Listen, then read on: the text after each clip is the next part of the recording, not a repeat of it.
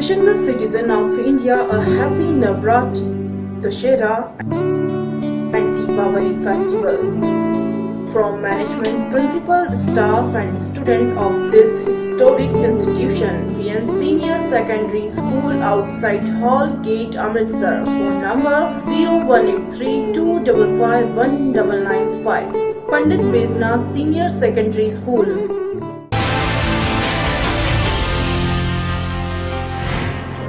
नमस्कार, search story में आपका स्वागत है। मैं हूं संजना। आइए नजर डालते हैं आज की कुछ खास खबरों पर। करनाल में आज सुबह 1 नवंबर हरियाणा डे पर हुआ रन फॉर यूनिटी दौड़ का आयोजन। मुख्यमंत्री हरियाणा मनोहर लाल खट्टर ने बतौर मुख्य अतिथि शिरकत की। सेक्टर 12 राहगिरी स्थल पर हुआ दौड़ का आयोजन। करनाल में आज सुबह 1 नवंबर हरियाणा डे पर हुआ रन फॉर यूनिटी दौड़ का आयोजन। इस आयोजन में मुख्यमंत्री हरियाणा मनोहर लाल खट्टर ने बतौर मुख्य अतिथि की शिरकत की। सेक्टर 12 राहगिरी स्थल पर हुआ दौड़ का आयोजन। राहगिरी कार्यक्रम में मुख्यमंत्री ने उठाया घूमे बच्चों युवाओं के बीच। राहगिरी कार्यक्रम में मुख्यमंत्री हरियाणा ने सभी प्रदेशवासियों को दी हरियाणा दिवस की शुभकामनाएं। सीएम ने कहा, आज हम हरियाणा निर्माण के 50वें साल में पहुंच गए हैं और 50 साल पूरे होने पर हम स्वर्ण जयंती मनाएंगे। आज करनाल वासी रन फॉर यूनिटी व राहगिरी कार्यक्रम में जमकर झूमे और सीएम के साथ दौड़ लगाई। आज करनाल वासी रन फॉर यूनिटी व राहगिरी कार्यक्रम में जमकर झूमे और सीएम के साथ दौड़ लगाई। हजारों की संख्या में आए करनाल वासियों को सीएम ने पहले एकता व अखंडता की शपथ दिलाई। मुख्यमंत्री ने रन फॉर यूनिटी दौड़ में शामिल लोगों, बच्चों, जवानों को हरी झंडी दी व गुब्बारे उड़ाकर दौड़ की शुरुआत की। 1 नवंबर हरियाणा दिवस है और इस हरियाणा दिवस के अवसर पर मैं हरियाणा की जनता को बहुत बहुत शुभकामनाएं देता हूँ। साथ ही आज हम अपने हरियाणा निर्माण के 50वें वर्ष में प्रवेश कर गए हैं और 50 वर्ष पूरे होने पर हम अपना स्वर्ण जयंती वर्षगांठ ये हरियाणा निर्माण के मनाएंगे और ये वर्ष भर हम हरियाणा की जनता के उपयोग के लिए जितने भी विकास की योजनाएं हैं, जितने भी शिक्षा, स्वास्थ्य और इंफ्रास्ट्रक्चर से जुड़ी योजनाएं हैं, उन सबको बहुत एक तीव्र गति देंगे। तीव्र गति ये हमारी प्रगति की पहचान रहेगी। इसलिए इस दिन मैं बहुत ही विशेष उनको शुभकामना देता हूँ। साथ ही कल 31 अक्टूबर सरदार वल्लभ भाई पटेल जी का जयंती दिन था और इसको हमने देश भर में राष्ट्रीय एकता दिवस के रूप में मनाया है। आज राष्ट्रीय एकता दिवस के अवसर पर यहाँ रन फॉर यूनिटी जो करनाल निवासियों ने की है, ये भी बहुत सराहनीय है और इस अवसर पर देश की एकता और अखंडता के लिए हरियाणा की जनता खूब अपना योगदान करे और किसी प्रकार में इसमें खरोच न आने दे। हम संकल्पबद्ध हैं कि अपने देश की एकता अखंडता को बनाकर रखेंगे। और करनाल से राम कुमार शर्मा की रिपोर्ट। करनाल राष्ट्रीय राजमार्ग पर एक दर्दनाक हादसा हुआ जिसमें एक पत्रकार की मौत हो गई और 3 की हालत नाजुक बनी हुई है। करनाल राष्ट्रीय राजमार्ग 1 पर तारवाड़ी के पास हुआ दर्दनाक हादसा। सड़क दुर्घटना में एक पत्रकार की मौत, 3 की हालत अभी भी नाजुक बनी हुई है। पत्रकार केरला का रहने वाला है। कार का संतुलन बिगड़ने से स्विफ्ट कार फ्लाईओवर के डिवाइडर से टकराने से हुआ एक बड़ा हादसा। घायलों को इलाज के लिए करनाल कल्पना चावला मेडिकल अस्पताल में भर्ती कराया गया है। नेशनल एज न्यूज ग्रुप के सभी पत्रकार थे। वहीं पुलिस ने मृतक पत्रकार अरुण के शव को कब्जे में लेकर पोस्टमार्टम के लिए भेजकर आगे की कार्रवाई शुरू कर दी है। मिली जानकारी के अनुसार सभी पत्रकार चंडीगढ़ की तरफ से आ रहे और दिल्ली की तरफ जा रहे थे जब यह हादसा हुआ। वहीं घायलों में संदीप, नासिर और सोफी महिला पत्रकार शामिल हैं। तीनों घायलों की हालत अभी भी गंभीर बनी हुई है, जिन्हें PHI रेफर कर दिया गया है। ये सुबह करीब अभी 7:15 साढ़े 7 बजे एम्बुलेंस के जरिए पेशेंट आए थे एक्सीडेंट में, जो तखाना फ्लाईओवर पे पता चला कि भाई इनकी गाड़ी अनबैलेंस हो गए ना, जो डिवाइडर से टकरा के और पलट गई है। ये 4 लोग थे, जिनमें से एक एक्सपायर हो गया जिसका नाम अरुण है और बाकी 3 इंजर्ड है। एक नासिर है, एक सिद्दीकी है और एक सोफिया है। ये नेशन एच कोई न्यूज़ है, उसके प्रेस रिपोर्टर हैं। तो ये मनाली से और केरला जा रहे थे। और यहाँ इंजर्ड का यहाँ इलाज चल रहा है। पुलिस को सूचना भेज दी गई है, वो मौके पर पहुंच गई है, कार्रवाई चल रही है। ऐसा है सुरेंद्र पाल। बताया गया है कि उसमें 4 लोग थे गाड़ी में, तो उसमें से जैसे हमारे पास पेशेंट पहुंचे तो उसमें से एक पेशेंट ब्रॉड डेड था और 3 में से 2 सीरियस कंडीशन में थे। एक उसमें से लेडी थी जिसकी हालत भी ठीक थी, तो उन दोनों को ट्रीटमेंट करके उनको जो सीरियस पेशेंट थे उनको रोहतक रेफर। इसके बारे में बताएं, लेकिन ये कह रहे हैं केरला से बिलोंग करते थे, तो 2 पेशेंट रेफर किए गए। उनकी कंडीशन काफ़ी सीरियस थी, उनको रिससिटेट करके उनको हायर सेंटर पीजीआई रोहतक या रोहतक में थे। एम्बुलेंस तो सफिशिएंट क्वांटिटी में हैं, काफ़ी एम्बुलेंसेज हैं, लेकिन एम्बुलेंस का ये होता है कि जो डिलीवरी केसेज हैं या और केसेज में भी जाती हैं, तो सभी प्रोग्राम में जाना ही पड़ता है। डीएम प्रोग्राम में भी 3-4 एम्बुलेंस की ड्यूटी लगाई गई है। वीआईपी ड्यूटी में भी तो वहाँ जहाँ पे सीएम साहब जाते हैं तो वहाँ भी प्रॉब्लम हो सकती है, इसलिए एम्बुलेंस तो लगानी है। करनाल से रामकुमार शर्मा की रिपोर्ट। बीफ पर देश को बांटने वाला बयान देने के मामले में नगर विकास व अल्पसंख्यक कल्याण मंत्री आजम खान के विरुद्ध महोबा के अधिवक्ता जमुना प्रसाद सोनी ने कुलपहाड़ न्यायालय में परिवाद दायर किया है। बीफ पर देश को बांटने वाला बयान देने के मामले में नगर विकास व अल्पसंख्यक कल्याण मंत्री आजम खान के विरुद्ध महोबा में अधिवक्ता जमुना प्रसाद सोनी ने कुलपहाड़ न्यायालय में परिवाद दायर किया है। जूनियर डिवीजन जज अंकित गोयल ने परिवाद को मंजूर कर मामले में 27 नवंबर की तारीख लगाई है। आजम खान ने बीफ पर बोलते हुए कहा था कि आधे देश को सजा दे दो और गोमांस खाने वाले देश छोड़ दे तो जाए कहाँ। मंगलवार को कैबिनेट बैठक के बाद आजम खान ने बयान दिया था। इसी बयान को देश की एकता, अखंडता व समाज के विभिन्न वर्गों के बीच वैमनस्य फैलाने के आरोप में ये परिवाद दायर कराया गया है। न्यायालय सिविल जज जूनियर डिवीजन कुलपहाड़ के पीठासीन अधिकारी अंकित गोयल ने परिवाद को मंजूर करते हुए सुनवाई के लिए 27 नवंबर की तिथि नियमित की है। कुलपहाड़ के अधिवक्ता जमुना प्रसाद सोनी ने आजम खान के बयान को देश को बांटने का मानते हुए अदालत में परिवाद दायर किया है। उन्होंने कहा है कि आजम खान ने आधे हिंदुस्तान को हो सजा का बयान देकर राष्ट्रीय अखंडता के लिए खतरा पैदा किया है। बयान में यह भी कहा है कि गोमांस खाने वाले हिंदुस्तान में न रहे तो जाए कहाँ। दावा किया गया है कि उनके इस बयान में से 2 वर्गों के बीच वैमनस्य बढ़ाने के प्रयास की बू आती है, जो देश की एकता व अखंडता के लिए खतरा है। अदालत के पीठासीन अधिकारी अंकित गोयल ने अधिवक्ता द्वारा जनहित में दायर परिवाद को मंजूर कर मामले की गृहता के बिंदुओं पर सुनवाई 27 नवंबर की तारीख नियमित की है। गौरतलब रहे कि इससे पहले इसी कोर्ट ने सपा सुप्रीमो मुलायम सिंह को महिलाओं पर दिए विवादित बयान को भी संज्ञान को लेकर तलब किया था। यही नहीं, इस कोर्ट ने जजों की नियुक्ति को लेकर संविधान पर टिप्पणी करने पर देशद्रोह मानते हुए वित्त मंत्री अरुण जेटली पर मामला दर्ज किया गया था। 21 नवंबर को एक टिप्पणी दी थी आजम खान जी ने, जिसमें कहा था कि आधे हिंदुस्तान को सजा हो।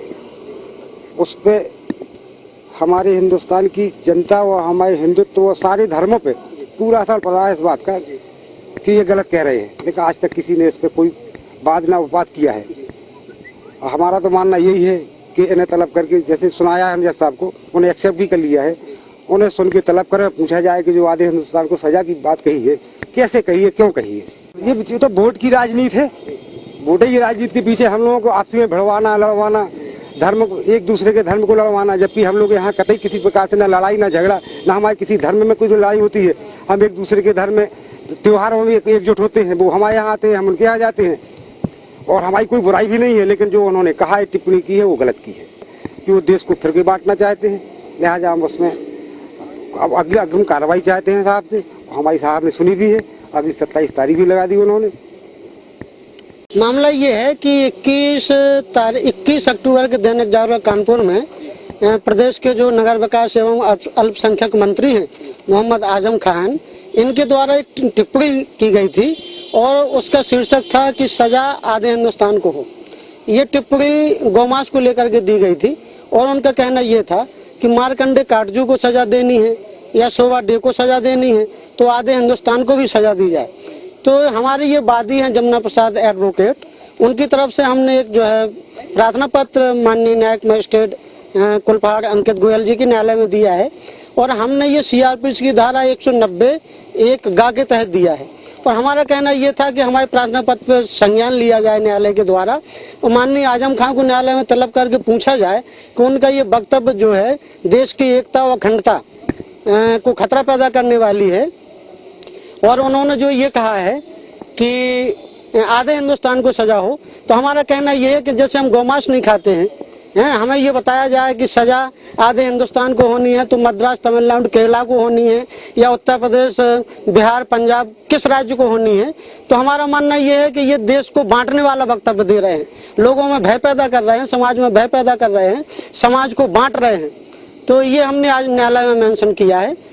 इसका तो हमने सीआरपीसी की धारा 190(1)(c) के तहत दी है कि साहब हमारी शिकायत का संज्ञान ले लिया जाए, लेकिन उनके विरुद्ध, माननीय मोहम्मद आजम खान के विरुद्ध हमने जो अपराध न्यायालय में बताया है कि साहब इनकी टिप्पणी से अपराध बनता है 153A, 153B और 505, ये आईपीसी की धारा है, इसके तहत हमने उनको आरोपित किया है। और माननीय न्यायालय ने आज हमको सुना, हमारे प्रार्थना पत्र को पिकिरवाद में दर्ज किया और इसकी ग्राह्यता की बहस के लिए 27/11/2015 नियत कर दी है। चूँकि हमने न्यायालय से ये कहा है कि आजम खान जी उत्तर प्रदेश सरकार में कैबिनेट मंत्री हैं, लेकिन उनकी जो ये टिप्पणी है, ये उनकी टिप्पणी हमें उनकी निजी राय, निजी टिप्पणी प्रतीत होती है। और उत्तर प्रदेश के मंत्री होने के नाते, उनकी पदी हैसियत के नाते या उनके विभाग के नाते इस टिप्पणी का कोई दायित्व नहीं है, इसलिए उनकी निजी टिप्पणी मानते हुए हमने यहाँ न्यायालय में मेंशन किया। महोबा से इजराइल कुरैशी की रिपोर्ट। पिछले 4 माह से लापता 10 वर्षीय बालक नीतीश को छत्तीसगढ़ के रायपुर से बरामद कर लिया गया है। उसकी बरामदगी रायपुर स्टेशन से हुई। पिछले 4 महीने से लापता 10 वर्षीय बालक नीतीश को छत्तीसगढ़ के रायपुर से बरामद कर लिया गया है। उसकी बरामदगी रायपुर स्टेशन से वहां की बाल संरक्षण इकाई ने की है। गौरतलब है कि औरंगाबाद के हजपुरा थाना क्षेत्र के ग्राम पीरू से नीतीश 11 जुलाई को अपने गांव से लापता हो गया था, जिसकी सूचना परिजनों ने हजपुरा थाने में दी थी। इसके बाद से उसका कहीं कुछ पता नहीं चल सका था। 3 रोज पूर्व रायपुर की बाल संरक्षण इकाई ने औरंगाबाद के बाल संरक्षण इकाई से संपर्क साधा और बताया कि नीतीश को खोज लिया गया है। और ये चाइल्ड लाइन रायपुर के द्वारा रेलवे स्टेशन के प्लेटफॉर्म से इसको बरामद किया गया। उसके बाद CWC रायपुर में भेजा गया। वहाँ से फिर CWC रायपुर वाले CWC औरंगाबाद को भेजे और हम लोग इसके माता पिता को सौंपने जा रहे हैं। माता पिता आ गए हैं? पिताजी आ गए हैं, गवाह इनके नहीं आए हैं। गवाह आ जाएंगे तो उनको सख्त हिदायत के साथ हम लोग उनको पिताजी को सौंपेंगे। कितने दिनों से लापता थे? ये 4 माह से लापता। औरंगाबाद बिहार से सत्यजीत कुमार सिंह की रिपोर्ट। केंद्रीय रिजर्व पुलिस बल द्वारा कौशल विकास योजना के तहत लगाए गए 2 माह का आवासीय सिलाई प्रशिक्षण शिविर का आज समापन हुआ।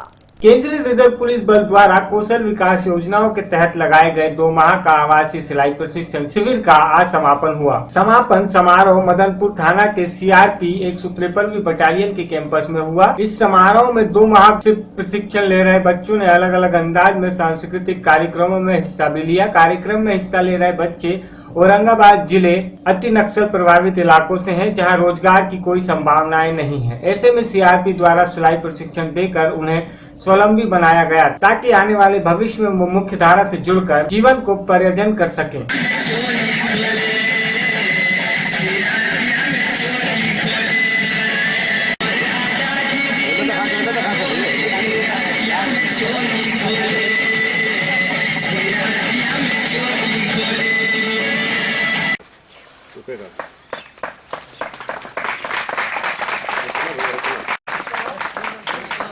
नेक्स्ट है विनोद कुमार। मैं आशा करता हूं कि ये जो सिलाई मशीन रूपी शस्त्र आपने लिया है, इसके अनुभव का अवश्य लाभ उठाएंगे और निरंतर प्रकट करते रहेंगे। दिनों में CRPF के साथ एक भावनात्मक आपका लगाव भी हो गया होगा।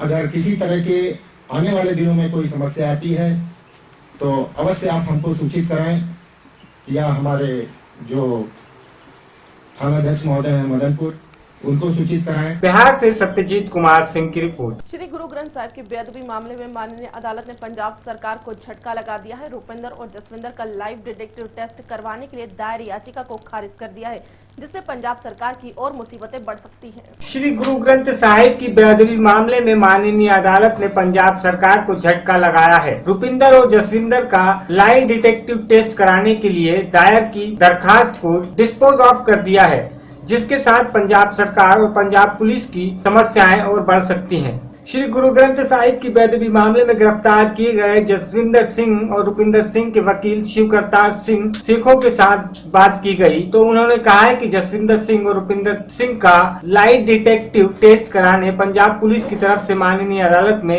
एक दरखास्त दाखिल की गई थी, जिस पर माननीय अदालत ने फैसला करने के लिए आज की तारीख रखी थी। फरीदकोट पुलिस की तरफ से रुपिंदर और जसविंदर को प्रोटेक्शन वारंट और माननीय अदालत में पेश किया गया, जहां माननीय अदालत ने बयान दर्ज करने के बाद इस दरखास्त को डिस्पोज ऑफ कर दिया गया है। कोर्ट पहला रुपिंदर ते जसविंदर नूं बुला के उन्हां दी स्टेटमेंट रिकॉर्ड की गई, जिन्हां ने आपदे स्टेटमेंट जिहड़ी कोर्ट च लिखाई उन्हां ने कहा कि ये जिहड़ा इशू हैगा ये पंथिक एजेंडा है ते ये सानू जिहड़ियां पंथिक जथेबंदियां दे जिहड़े हैड हैगे है जो ये संघर्ष कर रहे हैं उन्होंने सानू मिलन दी परमिशन दी जाए, फिर असी अदालत स्टेटमेंट देने वास्ते समर्थ होवांगे। ते अदालत ने कहा है कि जिहड़ा लाई डिटेक्शन टेस्ट हैगा वो किसी धार्मिक एजेंडे नाल नहीं जोड़िया जा सकता, जिस करके अदालत ने कहा कि दोषी जिहड़े रुपिंदर सिंह एंड जसविंदर सिंह ने ना तो ये स्टेटमेंट दी है कि वो नहीं कराना चाहते लाई डिटेक्टर टेस्ट ते ना ही वो कराना चाहते। सो उन्होंने ये एप्लीकेशन डिस्पोज ऑफ की है विद दी फाइंडिंग कि प्रोसीक्यूशन जिहड़ी हैगी है इन्हां कोले इस तो अगे चलण दे कानून मुताबक जो अधिकार हैगे वो इन्हां कोले हैगे हैं ते प्रेजेंट एप्लीकेशन जिहड़ी हैगी है ये इत्थे ही डिस्पोज ऑफ की जाती है ते 9-11 तारीख जिहड़ी इलाका मैजिस्ट्रेट दे ऑलरेडी फिक्स हैगी है उदों वास्ते जिहड़े पेपर्स हैगे उत्थे कंसाइन उत्थे संबंधित अदालत नूं भेजे गए। इसके साथ ही अदालत में पेश किए गए रुपिंदर सिंह के साथ जब बात की गई, उनको जमानत के बारे में पूछा गया तो उन्होंने कहा कि वह अपनी जमानत तब तक नहीं कराएंगे जब तक उनके खिलाफ दर्ज किया झूठा मुकदमा वापस नहीं लिया जाता। यह दरखास्त डिस्पोजल ऑफ होने से पंजाब सरकार और पंजाब पुलिस की उम्मीदों पर पानी फिरा है और इसी के साथ उनकी मुश्किलें और बढ़ने की संभावनाएं हैं। जगतार दोसंज, फरीदकोट, पंजाब। पंजाब राज्य की 49वीं वर्षगांठ पर पंजाब जागृति मंच एवं GNDU कॉलेज जालंधर द्वारा गुरु नानक देव यूनिवर्सिटी लाडोवाली रोड जालंधर में एक सेमिनार का आयोजन किया गया। पंजाब राज्य की 59वीं वर्षगांठ पर पंजाब जागृति मंच एवं GNDU कॉलेज जालंधर द्वारा गुरु नानक देव यूनिवर्सिटी लाडोवाली रोड जालंधर में एक सेमिनार का आयोजन किया गया, जिसमें किसान एवं खेती बाड़ी विषय पर चर्चा की गई एवं इसके बचाव के लिए विशेष प्रणाली बनाने के संबंधित विचार विमर्श किया गया। विशेष रूप से पहुंचे खेती बाड़ी मुहिम सुच्चा सिंह ने पंजाब के किसान से आत्महत्या न करने की अपील की ताकि पंजाब की खेती बाड़ी खुशहाल हो सके। आज पंजाब जागृति मंच और गुरु नानक देव यूनिवर्सिटी कॉलेज जलंधर वालों रल के पंजाब देश की पूर्व संध्या ते ये फंक्शन जथेबंद किया गया और इस फंक्शन दे विच मुख्य मुद्दा किसान अते खेतीबाड़ी पंजाब दे बारे रखा गया। ये विचार चर्चा की गई है कि पंजाब दे किसान आत्म हत्यावां ना करन और पंजाब की खेतीबाड़ी खुशहाल हो। ये तां हो सकता है कि इहो जी खेतीबाड़ी प्रणाली होवे जिस जदों किसानां नूं कोई एमरजेंसी आउंदी है तो उसका ठीक प्रबंध होवे, फसल बर्बाद होने ते उसका योग मुआवजा मिले और समय सिर उसकी अदायगी होवे। मीडियम टर्म दे विच ऐसियां नवीं फसलां लिआंदियां जाण जिहड़ियां ज़्यादा लाहेवंद रहन और उन्हां दी कामयाबी तां हो सकती है जे उन्हां दी मंडीकरण वास्ते उन्होंने स्टोरेज वास्ते तो उन्होंने प्रोसैस वास्ते प्रबंध होवे। उस पैटर्न के उत्ते जिस तरह पंजाब की दुध की इकोनॉमी दे विच है या पंजाब की कणक ते झोने की फसल की विक्री बारे प्रबंध है। अजोके समय दे विच कणक की PB 1509 बारे ये प्रबंध ना होने करके किसानों को काफ़ी नुकसान झेलना पिया। इस तरह गन्ने की खेती की पेमेंट 2 साल 600 करोड़ ना होने करके किसानों को बहुत नुकसान होया ਔਰ ਉਹਨਾਂ 'ਚ ਮਾਯੂਸੀ ਛਾ ਗਈ। ਇਸ ਕਰਕੇ ਪੰਜਾਬ ਦਾ ਕਿਸਾਨ ਪਰੇਸ਼ਾਨ ਹੋਇਆ ਔਰ ਉਹਨੇ ਬਹੁਤ ਸਾਰੀ ਜਗ੍ਹਾ ਤੇ ਸੜਕਾਂ ਰੋਕੀਆਂ, ਰੇਲਾਂ ਰੋਕੀਆਂ, ਫਿਰ ਜਾ ਕੇ ਉਹਦੀ 1509 ਵੈਰਾਈਟੀ ਜਿਹੜੀ ਆ ਚੁੱਕੀ ਗਈ ਆ। ਤੋ ਇਸ ਕਿਸਮ ਦੀਆਂ ਸਮੱਸਿਆਵਾਂ ਤੇ ਵਿਚਾਰ ਲਗਾਤਾਰ ਹੁੰਦਾ ਰਹੇ ਔਰ ਉਹਨਾਂ ਦੇ ਜਿਹੜੇ ਸੋਲੂਸ਼ਨਸ ਨੇ, ਉਹਨਾਂ ਦਾ ਜਿਹੜੇ ਸੁਝਾਅ ਨੇ ਠੀਕ ਤਰ੍ਹਾਂ ਦੇ, ਉਹਨਾਂ ਦੇ ਬਾਰੇ ਅਸੀਂ ठीक तह पे पहुंच सकते हैं। कॉलेज के प्रिंसिपल जसपाल सिंह रंधावा ने बताया कि विद्यार्थियों को जागरूक करने के लिए इस सेमिनार का आयोजन किया गया। उन्होंने कहा है कि वहां आने वाले समय में इस सेमिनार को ऐसे ही कायम रखने की कोशिश करेंगे। Thank you. संध्या के उपर गुरु नानक देव यूनिवर्सिटी कॉलेज और पंजाब जागृति मंच वालों साझे तौर पर सहयोग के नाल आपसी के नाल अज प्रोग्राम कराया जा रहा है, जिस दे विच पहला एक पंजाब की जो किसानी है उसकी समस्यावां बारे सैमीनार किया गया और उस तो बाद सभ्याचारक प्रोग्राम किया जा रहा। असी इन्हां प्रोग्रामां राहीं जो विद्यार्थियों को अपने आर्थिक जां साडियां राजनीतिक सभ्याचारक जो समस्यावां ने उन्हां दे नाल असी जाणू कराउण दा साडा उपराला आ और असी आउंदे होए सालां दे विच इहनूं इसे तरह ही चालू रखने का यत्न करांगे। इस सेमिनार में हिस्सा लेने वाले विद्यार्थियों ने काफी खुशी जताते हुए कहा है कि खेतीबाड़ी के विस्तार व विकास के लिए इस तरह के सेमिनार सराहनीय है। ਅੱਜ ਸਾਡੇ ਸੈਮੀਨਾਰ ਵਿੱਚ ਸੁੱਚਾ ਸਿੰਘ ਸਰ ਨੇ ਸਾਨੂੰ ਦੱਸਿਆ ਕਿ ਸਾਡੀ ਪੰਜਾਬ ਦੀ ਜਿਹੜੀ ਐਗਰੀਕਲਚਰ ਹੈ ਉਹਦੇ ਵਿੱਚ ਕੀ ਪ੍ਰੋਬਲਮ ਆਈਆਂ, ਆਪਾਂ ਉਹਨਾਂ ਨੂੰ ਕਿੱਦਾਂ ਸੋਲਵ ਕੀਤਾ। ਫਿਰ ਪੰਜਾਬ ਦੀ ਐਗਰੀਕਲਚਰ ਬਾਰੇ ਉਹਨਾਂ ਨੇ ਸਾਨੂੰ ਬਹੁਤ ਕੁਝ ਦੱਸਿਆ ਕਿ ਮੇਨ ਪੰਜਾਬ ਦੀ ਓਕੂਪੇਸ਼ਨ ਜਿਹੜਾ ਉਹ ਐਗਰੀਕਲਚਰ ਤੋਂ ਹੈ ਤੇ ਅਸੀਂ ਮਤਲਬ ਕਿ ਮੇਨ ਐਗਰੀਕਲਚਰ ਓਕੂਪੇਸ਼ਨ ਹੈ, ਇਹ ਤੋਂ ਹੀ ਕਿਸਾਨ ਰੋਟੀ ਖਾਂਦਾ ਹੈ, ਇਹ ਤੋਂ ਹੀ ਕਮਾਉਂਦਾ ਹੈ, ਇਹ ਤੋਂ ਹੀ ਬੀਜਦਾ ਹੈ, ਇਹ ਤੋਂ ਹੀ ਵੱਢਦਾ ਵਾ। ਤੇ ਇਸ ਕਰਕੇ ਜੋ ਵੀ ਹੈ ਸਾਡੀ ਓਕੂਪੇਸ਼ਨ ਪੰਜਾਬ एग्रीकल्चर तो ही है पंजाब की। जलंधर से पवन कनौजिया की रिपोर्ट। भिवानी में सफेद मक्खी से हुए नुकसान के बारे में सरकार की तरफ से स्पेशल गिरदावरी के आदेश दिए थे, जो कि 31 अक्टूबर तक पूर्ण हो गए। गिरदावरी के बाद 10 दिन पड़ताल के होंगे, जिसमें अधिकारी पड़ताल करेंगे। भिवानी में सफेद मक्खी से हुए नुकसान के बारे में सरकार की तरफ से स्पेशल गिरदावरी के आदेश दिए गए थे, जो कि 31 अक्टूबर तक पूर्ण हो गए हैं। गिरदावरी के बाद 10 दिन पड़ताल के होने हैं, जिसमें अधिकारी पड़ताल करेंगे कि कोई हिस्सा गिरदावरी के बगैर रहा तो नहीं गया। इसके बाद विशेष गिरदावरी की रिपोर्ट सरकार को भेजी जाएगी। इसके बाद सरकार तय करेगी कि क्षेत्र में प्रति एकड़ किसान को कितना मुआवजा दिया जाएगा। वहीं किसानों का कहना है कि सरकार ने जो स्पेशल गिरदावरी के लिए टीम तैयार की थी, उस टीम ने टेबल पर बैठकर ही रिपोर्ट तैयार की है। टीम उनके गाँव में तो पहुँची ही नहीं है। उनका कहना है कि उनकी फसल की गिरदावरी नहीं हुई है तो उनको मुआवजा भी नहीं मिलेगा। गिरदावरी का कैसा क्या रहा आपके? गिरदावरी होली जी अच्छी बात है, सरकार ने गिरदावरी करवा दी और भाई हमें 20,000 रुपये एकड़ के मिलने चाहिए। कितने एकड़ में कपास हुई? कितने कपास खराब हुई? जी सारी कपास खराब थी हमारी, तो 20 एकड़ में कपास थी। तो क्या लग रहा है, उम्मीद है कि सब सरकार की जो रिपोर्ट कैसी आएगा? देखो जी वो तो अच्छा ही करेगी हमारे हिसाब से सरकार। तो अभी तो 10-15 दिन और लगेंगे जो इसकी गिरदावरी के बाद में। हाँ देखो जी वो कब क्या कुछ करती है सरकार, 10-15 दिन लगने की संभावना है। जी आपका नाम? मुकेश।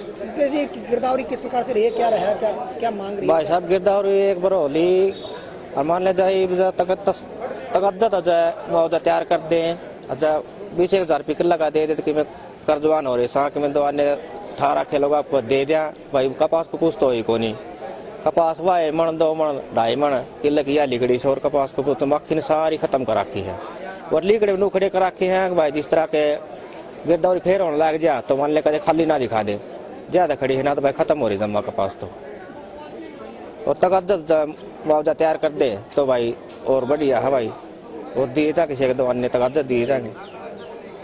ब्याज से न फोड़ है भाई जमींदारा का तो और कई लाश है या आस भाई जाके मुआवजा बढ़िया मिल जाए। उम्मीद क्या है? सरकार तो उम्मीद है भाई जब मुआवजा तकद्दत दे दे बढ़िया मुआवजा दे दे तो भाई दवा ने किसी के दिए जाएंगे। तो भाई 15 दिन जो और बता रहे हैं कि अभी रिपोर्ट में लगेंगे, 10-15 दिन और लगेंगे। वास सब भाई 10-15 दिन लगेंगे, इतना गेहूँ पाछा गेहूँ लेट हो जाएंगे, पाछा गेहूँ तब चले जाएंगे। और तो कोई बात को नहीं, गेहूँ लेट होंगे तो गेहूँ की पैदावार कम होगी। इस बारे में जब किसानों से बात की गई तो उनका कहना है कि विशेष गिद्धवानी तो हो चुकी है, लेकिन जब मुआवजा मिलेगा तभी गिद्धवानी का फायदा होगा। उनका कहना है कि सरकार को कम से कम 20 से 25 हजार रुपए प्रति एकड़ मुआवजा तय करना होगा, तभी नुकसान की भरपाई हो सकेगी, क्योंकि सफेद मक्खी की वजह से कपास पूरी तरह से तबाह हो चुकी है। अब तो मुआवजे की बाट है कि अब उन्हें मुआवजा राशि मिलेगी और वह गेहूं व अन्य फसलों की बिजाई कर सकेंगे। मेरे 2 एकड़ में कपास थी, दौड़ी मक्खी ने खराब कर दी सारी। ये गिरदावरी हुई है, देखो गवर्नमेंट के दे के नहीं दे। ये कदे नु कदे हैं दोबारा फिर गिरदावरी होगी, उस चक्कर में उन लीकड़िया ने भी नहीं काट सकते। गेहूं की लेट फसल होने लग रही है। उम्मीद क्या? वही उम्मीद तो यह है, देखो के दे है। हम तो यही सोचा कुछ खर्चा वारा दे दे, 15-20 हजार रुपये की लगे तो उसमें जीवारी हो जाएगी। लेकिन इसका विश्वास नहीं है हमारा, सरकार देगी या नहीं देगी, कितने % देगी कितने % नहीं। 96% नुकसान है हमारे बाड़ी के अंदर। हम हाँ कितने की मांग आप कर रहे हैं सरकार से? मांग तो बहुत घना घटा है। वो बाड़ी का एस्टीमेट पूरा लगाया जाए तो कम से कम घना नहीं है तो 30,000 रुपये किला नुकसान है बाड़ियों के अंदर। 30,000 रुपये किला। कितने एकड़ में आपने? मेरे 7 एकड़ में है साहब।